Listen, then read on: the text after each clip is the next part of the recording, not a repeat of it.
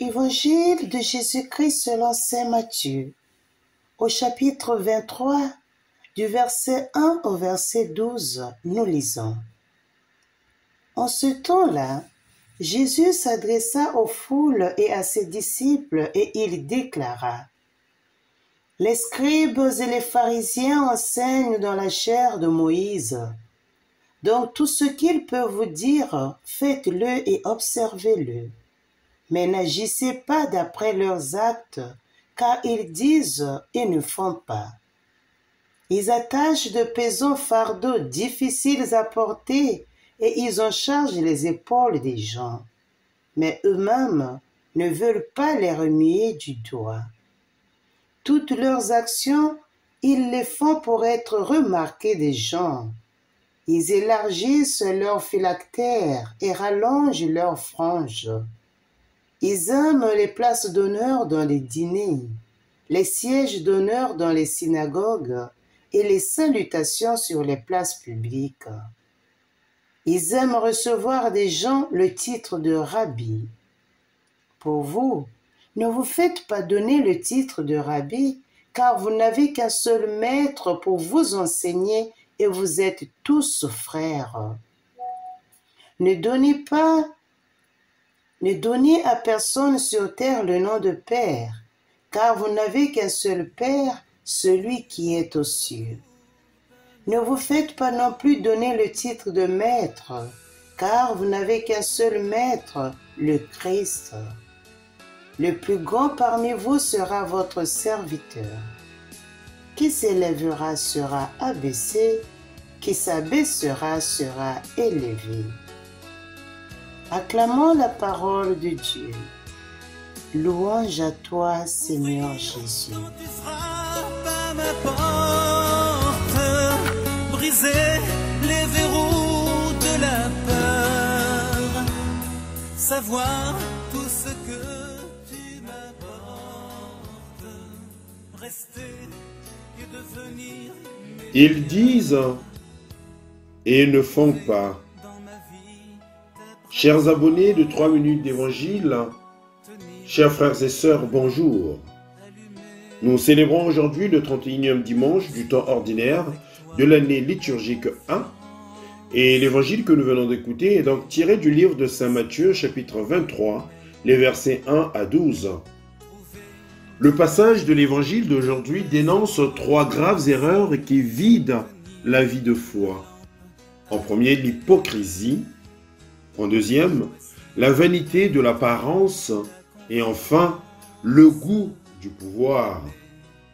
S'agissant des tendances de l'hypocrisie, l'évangéliste dit en effet « Car il lie des fardeaux lourds et difficiles à porter et les place sur les épaules des gens, mais ils ne veulent pas bouger un seul doigt. » Le Christ nous enjoint d'ôter le masque et c'est l'incohérence dans nos vies. Nous savons bien enseigner les choses même avec sévérité et secrètement nous faisons le contraire, avec beaucoup d'indulgence envers nos faiblesses. Nous exigeons la moralité de nos enfants et nous nous sentons mal quand un beau jour, ils nous reprochent nos incohérences et la dissociation de l'enseignement de la vie.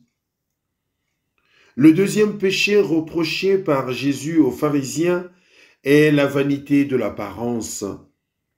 Là encore, l'évangéliste dit « Ils font toutes leurs œuvres pour être admirés des gens. » Nous aimons notre image, l'admiration et les applaudissements. Nous nous sentons réconfortés par les jugements favorables. Nous sommes prêts à sacrifier beaucoup pour protéger notre popularité. Dans le cas des pharisiens, Jésus remet en question leur culte extérieur vide, leur théâtralité dans l'accomplissement du bien, leur pratique religieuse minée par le besoin d'être vu, le m'as-tu vu. La troisième reproche, c'est le goût du pouvoir. Ah, le goût du pouvoir. Le salaire de l'incohérence et de la vanité s'incarne dans les places d'honneur au premier rang, dans les églises et les banquets, dans les salutations sur les places et dans les titres honorifiques comme celui de maître.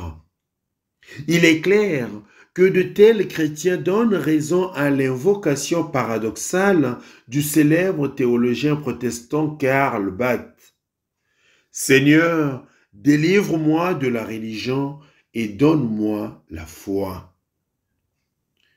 À travers ces 3 points que je viens de noter, chers frères et sœurs, et qui résument aussi l'Évangile, prenons donc conscience.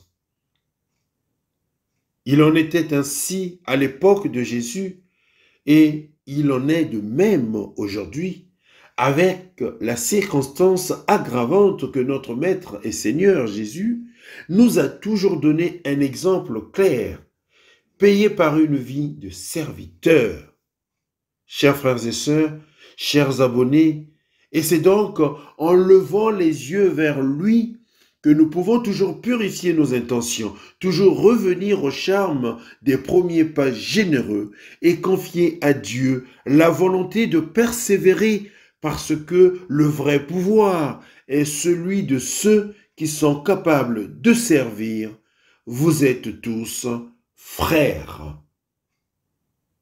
À tous et à toutes, bon dimanche, le Seigneur soit avec vous.